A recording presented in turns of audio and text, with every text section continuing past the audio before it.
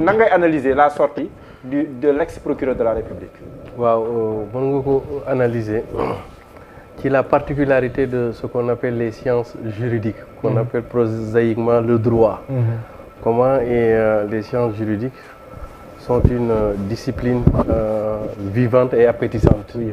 Parce qu'au-delà de la mécanique des lois et de la procédure, mais pose aussi des débats de société, de philosophie, de morale. Oui. Donc c'est ce qui est un peu ressorti dans le cadre de ce débat-là.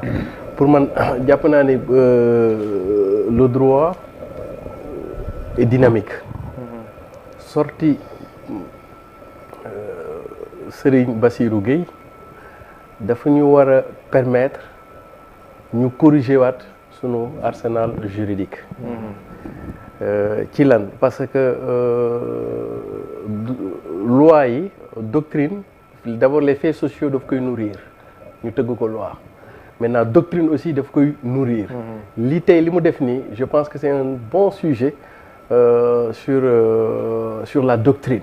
Sur la doctrine parce que manifestement on est dans des dimensions d'éthique, de déontologie et de morale, hein. Disons même de l'opportunité si on dit quelque chose. Maintenant revenant dans le fait Serigne Bassirou Gueye oui Serigne Bassirou Gueye. waaw Thiel Baxa la de. oui ah. humainement c'est quelqu'un de bien. qui pour vous conforter. humainement c'est quelqu'un de bien. oui tout à fait mais bon. non et puis sax boo gisee ni muy watoo nel bi ni muy leeree nga xam ne bu baax la quoi. ba pare sañcakat la. ñoom Khalifa offense à magistrat. non moo d'ailleurs d'ailleurs ak Kër Nganda sori yow la ma Kër Nganda fa la sëñ Sidi Mokhtar fa yàlla yërëm fa daan duggee xalwa ak yooyu.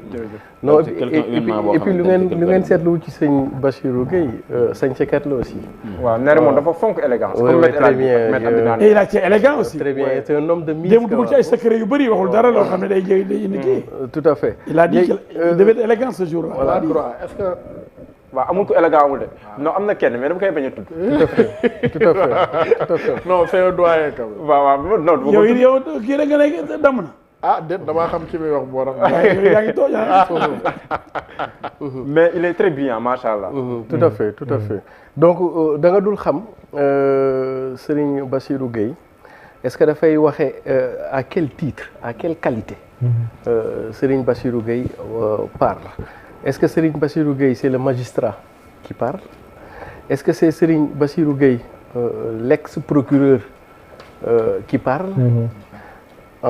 Ou bien Serigne Bassirou Gueye le président de l'OFNAC qui parle?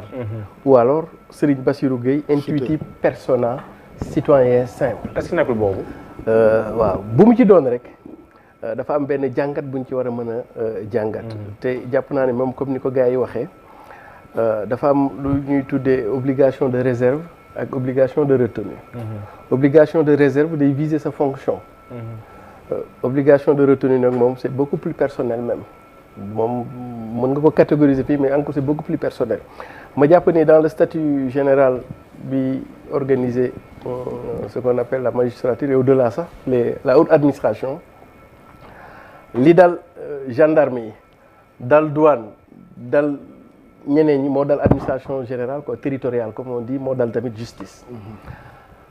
minimum soo occupé yenn poste de responsabilité yi. ba bis jot occupé wootu. minimum yoon dana la teg. au moins 5 ans. pour nga doog cee wax surtout sax bu fekkee. ay mbir la yoo xam ni sa loxo la jaar. loolu même bu dul loi sax du point de vue de la morale et de l'éthique rek dafay poser problème kon donc ma jàpp ni sëñ Bassirou Gueye bi doon wax ni maanaam ñetti type obligation de réserve daa daanu ci kaw benn nit ki. l'obligation de réserve qui relèverait de son statut de magistrat. L'obligation de réserve qui relèverait de son statut de procureur ou ex-procureur qui n'est plus maintenant une catégorie juridique. Parce qu'on est procureur, on n'est pas ex-procureur. Le droit ne parle pas de ex-procureur, il parle de procureur de la République.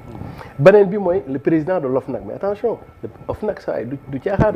ñaata plainte sax waaw kay loolu. waaw moom xoolal waaw moom ñaata plainte. waaw ma ko fàtte woon. très bien xanaa war na ma juróom-ñaar fukk ak ñaar. 36 non 56 je pense. voilà. 56 waaw moom yooyu du ko jéem a diligenté. def ci conférence de presse. d'accord wax fa la réew mi jëm. ba pare l'urgence. ba pare waaw te ñu bëgg a yàq deram. di ko sosal. waaw man ba tey newuma di bëgg a taal réew mi di complot Bassirou Gueye yow mu ne patt bañ taal réew mi prestation de serment. mu ne patt bañ taal réew mi dama ni mu ne patt bañ taal réew mi non dama ne man d'accord man newuma bu mu génn wax ci ay sos mais ni mu wax mu ne pattiral bañ taal réew mi Bassirou est plus pertinent. ëllëg Sénégal tàkk Sénégal tàkk ndax ñu ne moom moo def complot mais maître après si yow laa ñëw bàyyi Siri mu dem. maa ñëw si yow. Siri dama Bassirou yow xam nga ni il est plus pertinent que ça. il a été pertinent hier. Non, il a été brillant. Comme d'habitude. C'est l'un des meilleurs magistrats de ce pays. Merci beaucoup. Je le connais très bien. Voilà. Et dinaa wax Serigne Bassirou Gueye nga xam. man découvrir naa ko. danaa wax qui est Serigne Bassirou Gueye. man couvrir naa ko. te la ma doon l'un des meilleurs de sa génération.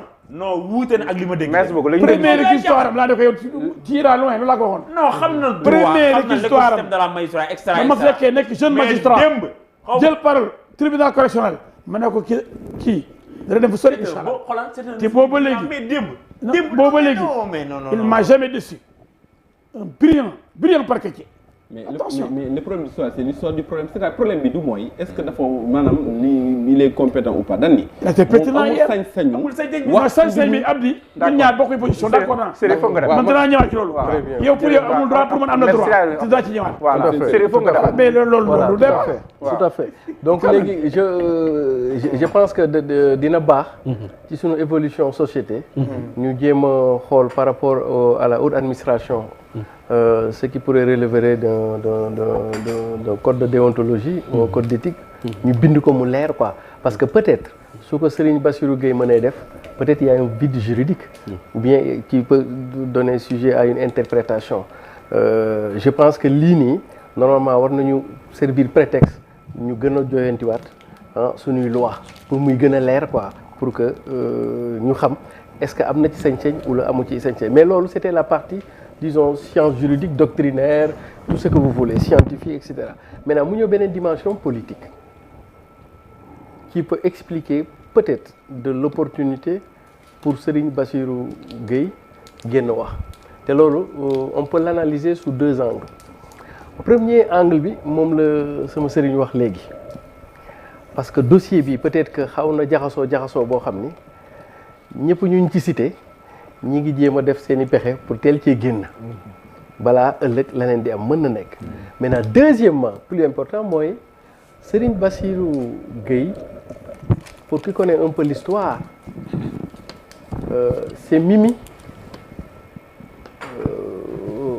moo ko indi aux affaires xam nga en général ministre bu ñu la nommé da ngay indi say nit très bien moom nag bokk na ci magistrat ci loowu ñoo xam ni Mimi moo leen révélé ñu mën accéder ci yenn poste de responsabilité donc procureur affaire yu demee noonu ak yooyu ñu nekk ci benn contexte politique boo xam ni Mimi est en conflit ouvert avec Macky nga mën a def aussi la connexion que OFNAC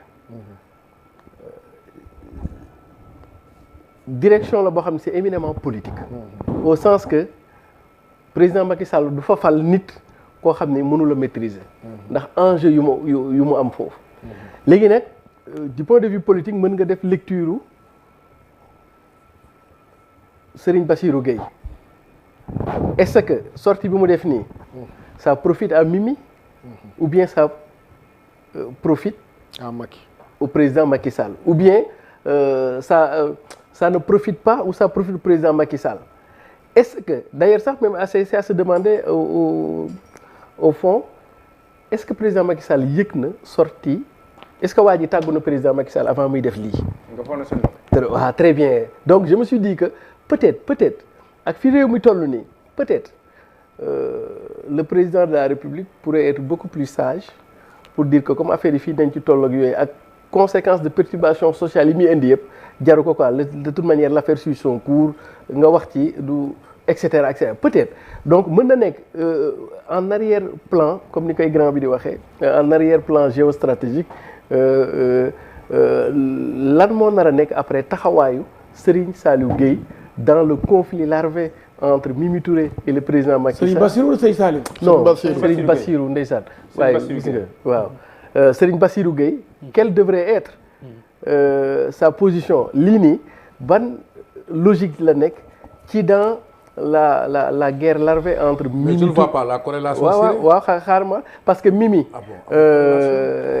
Y en a qui peuvent estimer que il pourrait être peut-être redevable à Mimi Touré et que peut-être mën na nekk les éléments de Mimi Touré dans encore le système comme tout partout ailleurs ou bien mën na nekk aussi que Serigne Bassirou Gueye prend ses distances avec Mimi Touré et peut-être jouerait le jeu du président de la République donc bu ñu demee ba ci kanam danañ ci war a xam dara quoi. Mais Siré kañ la Parlement kañ la Mimi Touré cessé d'être premier ministre. non ministre de la justice. non Mimi xaaral corrélation bi ngay def pour ñu xool pertinence bi. Mimi Touré. depuis 2014 nekkul aux affaires. pendant tout ce temps Serigne Bassirou Gueye est procureur. donc je ne vois pas la corrélation. non attends Serigne Bassirou. c'est pas évident. non attends Serigne Bassirou. non attends Serigne Bassirou mi ngi ñëw. non déedéet Mimi Touré mooy bi mu nekk ministre de la justice. premier gouvernement président Macky Sall. waaw ci la ñoom Serigne Bassirou Gueye. ñëw jóg d'accord waaw foofu laay waxee. voilà léegi ñëw si très bien maître gis sànq ne woon naa la dinaa ñëwaat si yow par rapport ak observation moom la maître Abdinaane def ak yeneen yi nga xam te ni bëgg nga ko indi